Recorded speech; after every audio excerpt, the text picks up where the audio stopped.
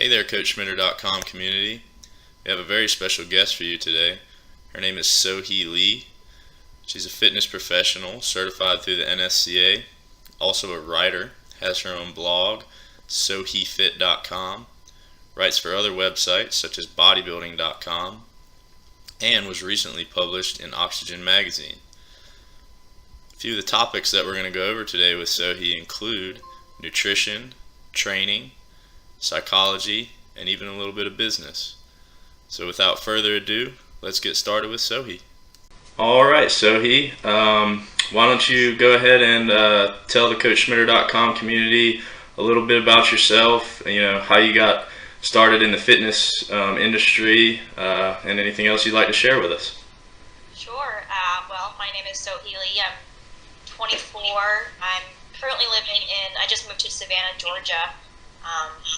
I am a trainer, online coach, fitness writer, and I've got some products along the way, e-products that I'm creating.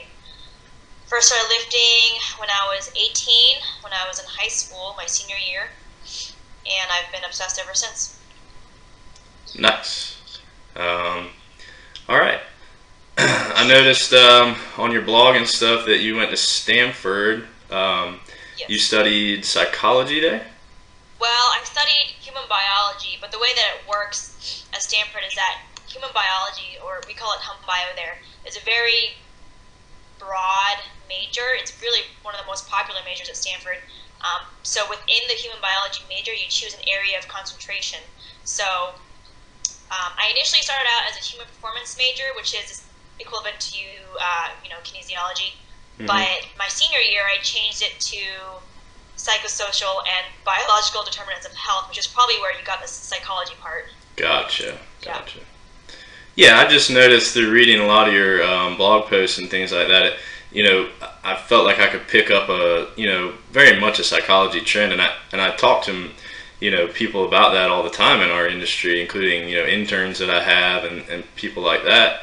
And I'm like, look, you have to know something about the human mind if you're going to be in this industry. So it's definitely something that's important, and something that I kind of wanted to talk to you about. So it's not going to be the only subject by any means, but definitely something I noticed through your blog post that you seem to have a pretty good grasp of, as far as especially dealing with females and such. So let's obviously diet and nutrition is a big topic for you. Why don't you just share with us your main philosophy when it comes to nutrition and stuff? Sure. With regards to nutrition, well, my big thing with nutrition is that you have to find a way that is sustainable for you, and regardless of what your goal is, whether it's fat loss or maybe you're reverse dieting or you want to gain some muscle, you have to adopt an approach that you can keep up for a long period of time. That means not resorting to unrealistic cut out XYZ food groups and stick to this 10-item food list. So what I like to say is, if you're on a certain diet right now and you want to know if it's a good diet for you, ask yourself, can you see yourself on this same diet exactly the same a year from now? And if the answer is no, then you need to change something. Right. So, to that extent, I'm very pro incorporate the foods that you enjoy. I have cream in my coffee every single morning. That's one of my go-tos. And, don't feel guilty about it and make it a part of your lifestyle. Yeah, definitely. I think that's very important for clients. I think a lot of people don't realize that, especially in today's society. They see all the 12-week transformations and do this, in a week or, however fast it is. And they just don't think long-term enough with something that is definitely a long-term, life change for people. So as far as different diets go, I'm someone, I personally like to always learn from the best, and I like to look around at what's working for different people and then figure out what the commonalities are. So I know one thing that you're big on is, counting macros and stuff like that. Do you think, though, that, diets like carb backloading, intermittent fasting, which I saw, something that you really like, even some sort of paleo approach. All those things, do you think they all come back and work at the end of it because they put you in some sort of calorie deficit? Really, if you read all the different books on those things too, they do have you counting your macros, not only, eating certain foods and at certain times and stuff like that. Right. Well, I think with regards to intermittent fasting and carb backloading, because I have done both, I think it's very individual. I wouldn't say that intermittent fasting or carb backloading is going to work for every single person. I always say that, if you are curious about a certain diet approach and you have done your research on it, I say give it a whirl for 3 weeks or so, see how it works out for you. If you find that it if you find yourself obsessing about food, like thinking about food nonstop, when is my next meal, what can I eat, what can I not eat, then that's probably a sign that you should not be following that specific diet. I know for me, intermittent fasting was really good in the beginning. I loved it because, it saved me a ton of time. I really didn't spend a lot of time in the kitchen, and I got to enjoy these huge meals. Really big in size, lots of calories, which is one of the things that people love most about intermittent fasting. But I also found that, especially with a lot of women, but also some men, it becomes an excuse to. There's a very fine line between intermittent fasting and a free for all, like eating whatever you can within your 8-hour window, and calling it intermittent fasting. Which, that's not really what intermittent fasting is, but it tends to be abused a lot. So I don't necessarily go out of my way to recommend it anymore. Mm-hmm. But again, I do have some clients who do it, and that's their decision. I tell them, if you like it, then you can continue. Right. Otherwise, let's just spread your meals out throughout the day. As far as things like paleo, I don't really have very strong opinions about it. You'll notice that I really haven't written or said much about it ever on social media or my articles, even things like CrossFit. Because my thinking is, as long as you understand that by following a paleo diet or whatever diet that restricts your food list, as long as you understand that deviating from the diet or the food list is not going to make you a bad person, it's not going to take you away from reaching your goals, I don't have a huge problem with it, because I think in a big way it really can help people eat a lot healthier. Right. For the average American. Mm-hmm. Well, yeah, and that's just like, comparing it to training too. People always ask me all these questions, should I do P90X? Should I do this? Should I do that? And I'm like, well, depends on what you're comparing all that stuff to. Are you comparing it to sitting on the couch? Then, yeah, get up and move, But is there probably a better way for you to exercise, a more, optimal way, if you will? Yeah, and I think that's the same with diet.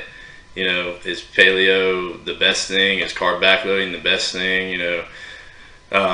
Maybe not. It's usually, again, like you said, individual to the person. I'm real big on that. I think that's why people need coaches. People need a strength coach. They need someone to help them with their diet and things like that, because there is a lot of decisions to be made, and having someone with some expertise can definitely help, guide them in the right direction, help them decide what diet or what type of training is probably going to be best for them. Right. Do you think, how often do you not use like a macro or total calorie approach with clients? Example, someone comes in and they know very little, if any, about proper nutrition or anything like that. Do you ever start out slow with just like, okay, well, here's some foods you should probably start avoiding? Maybe it's like a no carbs for breakfast type of recommendation, something simple to get them rolling before you give them a lot of information, or how do you go about that? Well, I don't work with those kinds of clients anymore. I used to, but I found that they require a lot of time, and it's just becomes a lot of back and forth via email, especially with my online clients. And right. So part of the reason that I wrote my recent ebook, How to Count Macros, was to one, help more people than I had time for, one-on-one, and two, help teach exactly those kinds of people who don't really know what's a protein, a carb, and a fat.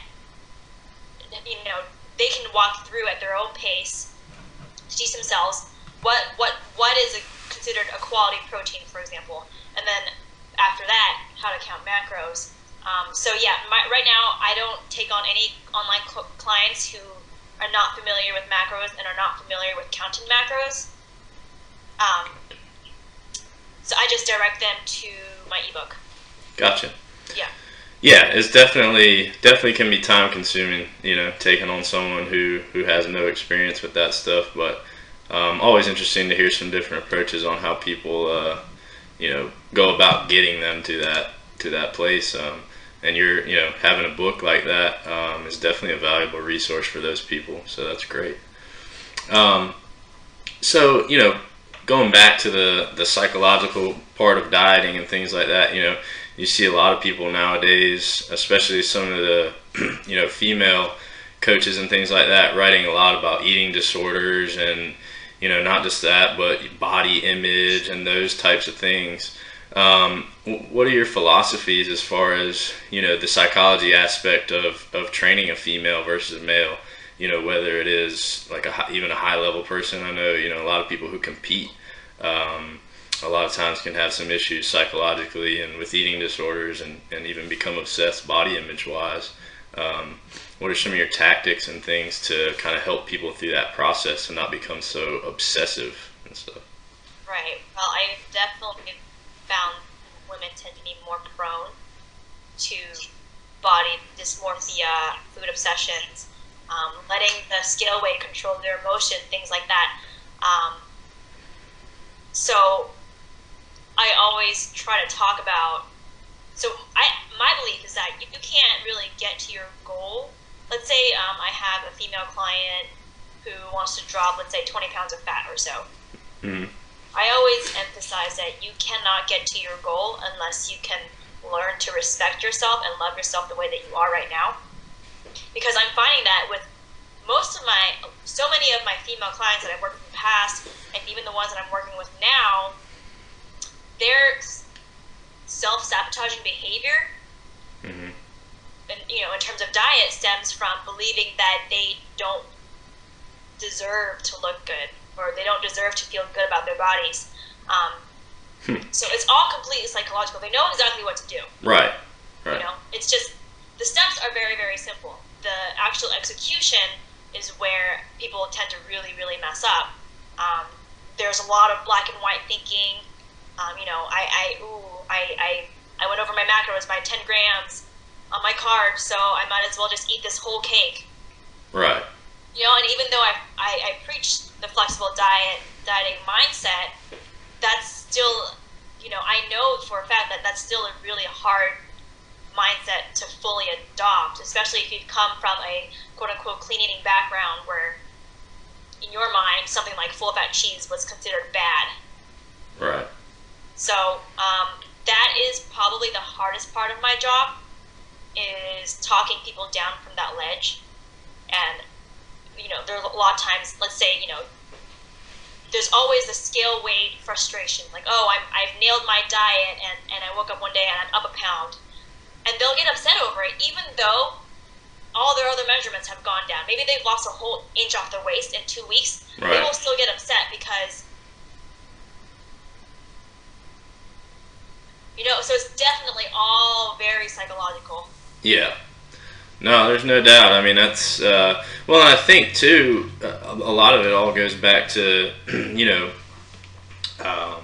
I guess just how people are taught and where do they get their initial information from. As trainers, I think we spend a lot of time trying to re-educate people on a lot of things that whether it's advertisements or mainstream media or what have you.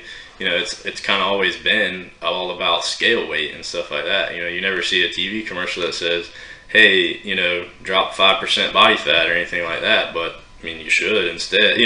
If you're really comparing stuff, it's a lot better to drop 5% body fat than to drop 5 pounds usually, Yeah, the problem is that that's not what sells. That's why this information is not mainstream, and I don't know if it ever will be, because no one wants to watch a commercial and be like, wow, I can lose 5 pounds of fat in 2 months versus I can lose 10 pounds of fat in 1 week. Right. Yeah. And especially with the competition in the market, if you have that kind of product, no one's gonna buy it. Right. Yeah. No, that's definitely. I don't know where your philosophies lie on that, but I struggle daily with trying to be the ethical businessman too. It's like, man, there's so much money to be made, but I have very, very strong, morals and ethics when it comes to that stuff. So, I think for people like that, it might take a little bit longer to become successful, but I'm definitely going to try to do it the right way and stuff. So. Yeah, I think this is the harder path, I would say. But I think as long as you have people's best intentions in mind, and you really get results with your clients, from there you can slowly build your reputation, slowly build your business. Yeah, I mean, at the end of the day, testimonials and results don't lie. They're definitely powerful. And when speaking of like ethics and stuff like that, Lane Norton was a big guy that really, put me onto that stuff. I know you're still a part of Team Norton. I am. We email pretty frequently. Working together. We're actually writing an ebook together right now too. Oh, awesome. And we started a podcast called Physique Science. Is that out yet, or? No, it is not. Okay. It's called Physique Science. Lane Norton and I are co-hosts. We have recorded 2 episodes so far, but they're still in the process of being edited. We have a few last details to finalize, so hopefully within the next few weeks it'll be out. Awesome. I'll definitely be keeping my eyes peeled for that one for sure. Should be lots of great info on there.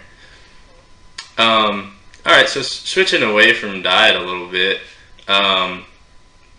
what's your training philosophy like for fat loss? Personally, I tend to believe there's a lot of different ways, to train when it comes to fat loss. Sometimes too, that is something that people again get confused. They think that all of their, success is going to come from how many calories they burn in the gym and things like that. But I think there's definitely multiple ways to get it done in the gym, as long as your diet is where it needs to be. Do you have one type of training philosophy that you like, or do you kind of use, a varied approach based on the person? Well, my go-to for everyone is always, first and foremost, you want to be lifting heavy, obviously. Regardless of your goal, if you're trying to gain muscle, you want progressive overload, obviously. If your goal is fat loss, you want to keep lifting heavy so that you retain your muscle mass that you currently have. Compound movements are big. Besides that, I think in terms of time, I don't like to keep my clients in the gym for more than an hour a day, maybe 3 to 4 days a week. Mm-hmm. Besides that, I'll throw in some metabolic conditioning work, sprinkle it here and there depending on the client. And as far as steady state cardio, I'm really not a fan. I've written about it pretty extensively, but I found, and also studies have shown that it's a whole lot of time and energy for very, very, very little return that makes it really not worth it, in my opinion. So I do have my clients go out for brisk walks just to get in some activity on days that they're not in the gym. Helps, with stress levels, things like that.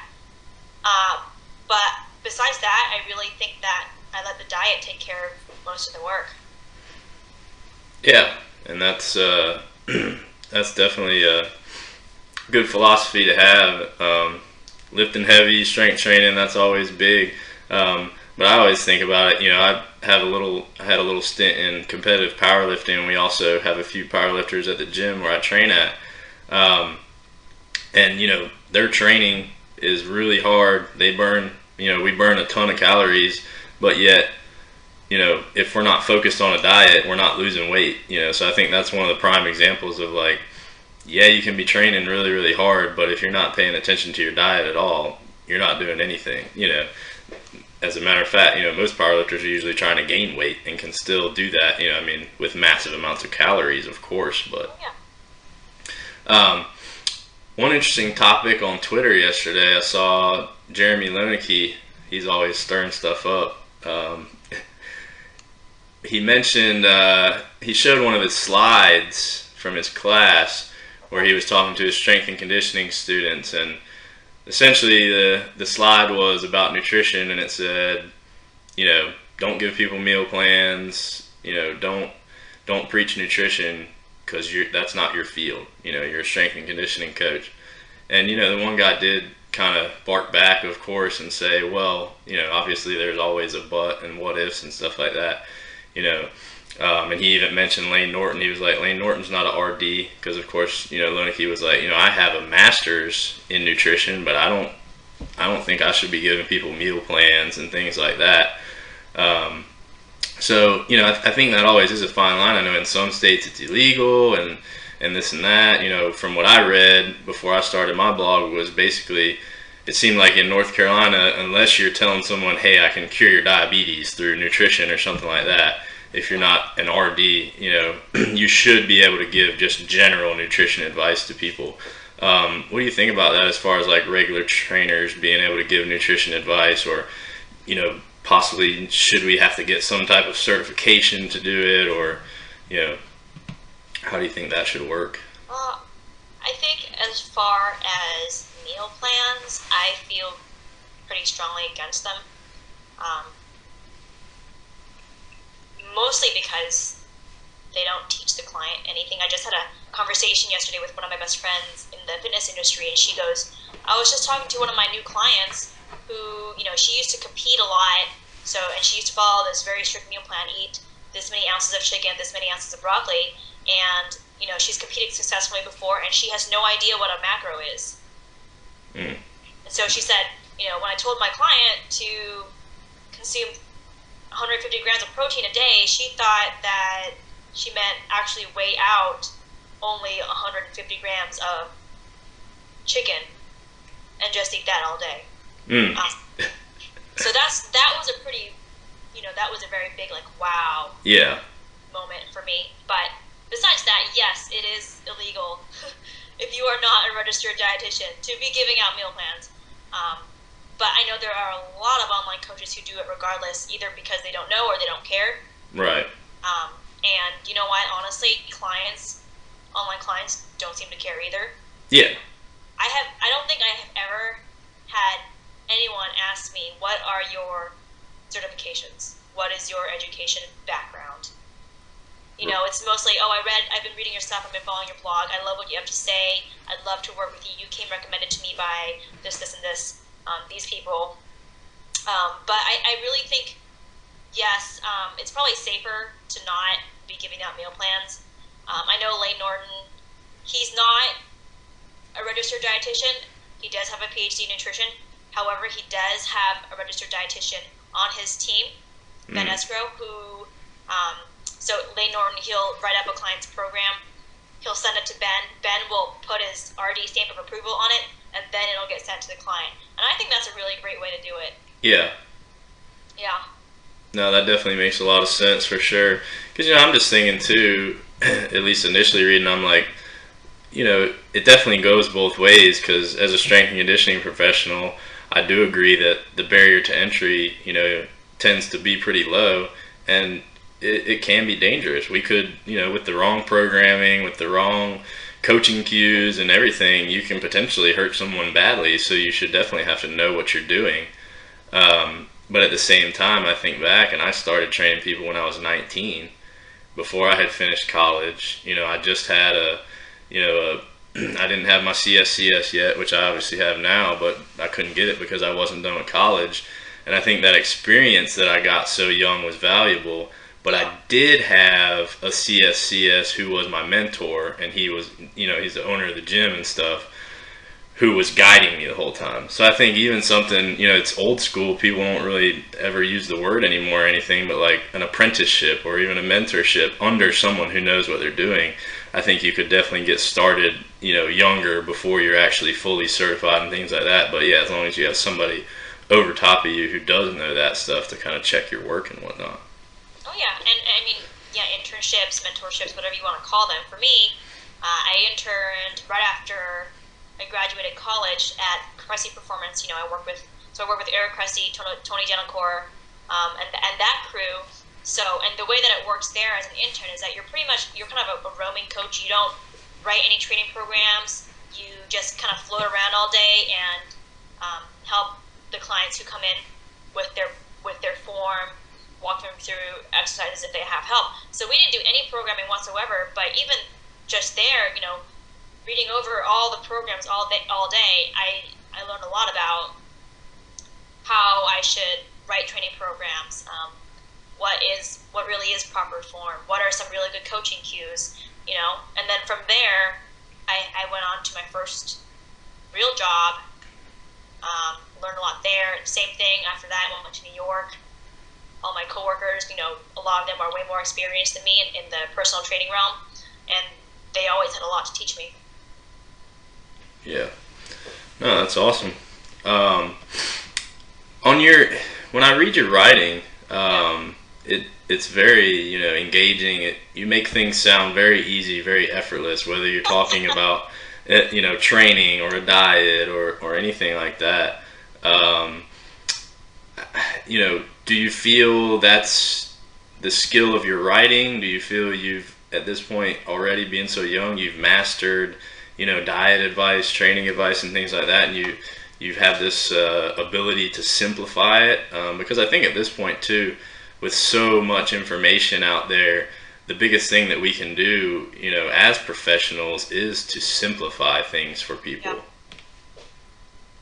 Yeah, I think, with my writing, I didn't realize that I had a gift for writing until I started my blog. First started in January of 2012, so just over 2 years ago. I was still in college, I was still in school, but I started, I just started writing articles. Here are some of my people started sharing my materials, and that's how people found me. But I do really make an effort to bridge the gap between science and the general public, because I feel like a lot of times the reason why so many people don't know what's what is that no one's going to want to sit down and read through all these scientific papers with all this technical jargon, because one, it's not fun.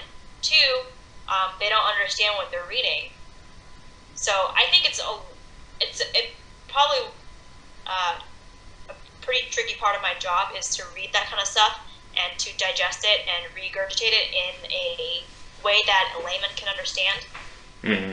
But I think that's what you have to do if you want people to, if you really want to get the word out about certain ideas. Yeah, no, I agree for sure. That's another thing I thought of before is, does everyone need to be a PhD to be smart or to know things? No, not really. But, if it's, like I consider myself somewhat of a middleman. So I don't have a PhD, but I submerge myself into, fitness, nutrition. One of my big clientele is training athletes and things like that.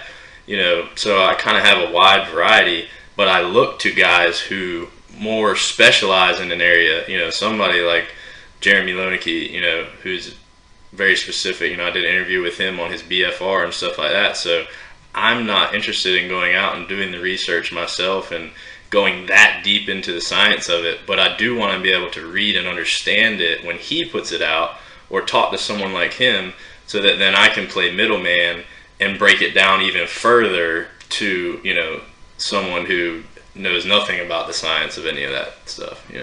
Sure, yeah, and that's also a great option. I don't think that, I definitely don't consider myself a master of any topic per se, and I don't know if I ever will be. I think I'm just always trying to learn. But, yeah, I think that instead of trying to be the jack of all trades and have your hand in every single basket out, yourself too thin, I think following people like that who can do a lot of the work for you is very helpful. But you can also subscribe to monthly newsletters from people who are known for their very academic approach.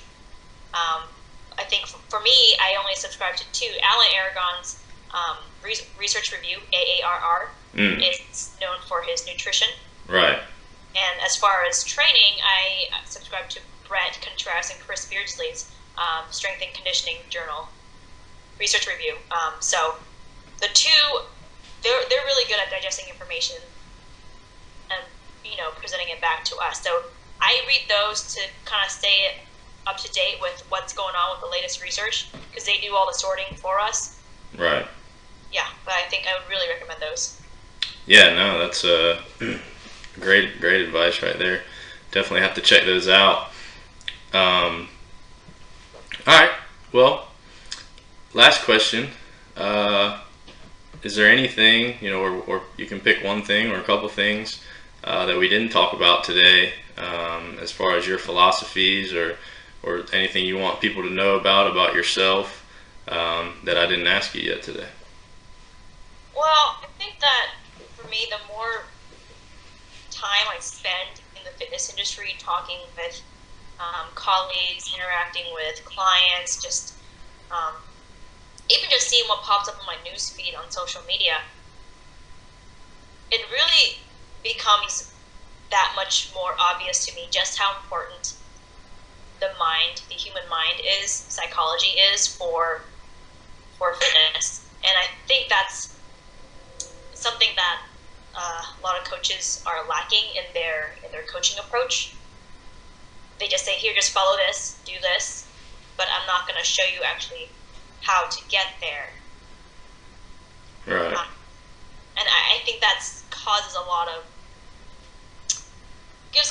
trouble, to put it one way, later, down the road. Yeah, definitely. They have the mental tools that they need to cope with when certain things happen, or they fall off the wagon and they don't know what to do, and people just say, oh, just get back on, or you shouldn't have done that, you're a bad person for doing that. And as much as it makes me sad to know that it happens, it does happen much more than it doesn't happen with online coaches. With that said, I do think that there is so much potential for growth in this aspect. I think especially with social media being so prevalent and being so accessible, more people are able to learn about this kind of stuff, and more people are learning, what's the right way to coach and what's the right way to be coached as a client. What do I look for in a trainer? What should I be wary of? So, the more we get the word out, the more articles we write, the more we tweet even, the more we can help other people. Yeah. Yeah, well, that's definitely, what it's all about in the end. Like we mentioned before, everybody has a business part of it, and that's fine, but in my opinion, if the real reason you got into it in the first place wasn't to help people, then you're probably in the wrong space anyways. Yeah, I think it's pretty evident when someone's in the fitness industry as a trainer or a coach or what you want to call it, or just for the money. I think they're pretty easy to spot, and I don't think that they'll last very long in the industry. Right. So only time will tell, really. Yeah, no, there's no doubt. Yeah. All right, well, Sohee, we really appreciate you taking time out of your day to join the CoachSchmitter.com community and share all that great information about yourself and your philosophies and things with us. Go ahead and tell everybody, where they can find you as far as social media, the URL of your blog, and things like that, in case they want to learn more about you. Sure. So all my social media handles, they're all Sohee Fit. It's just SOHEFIT.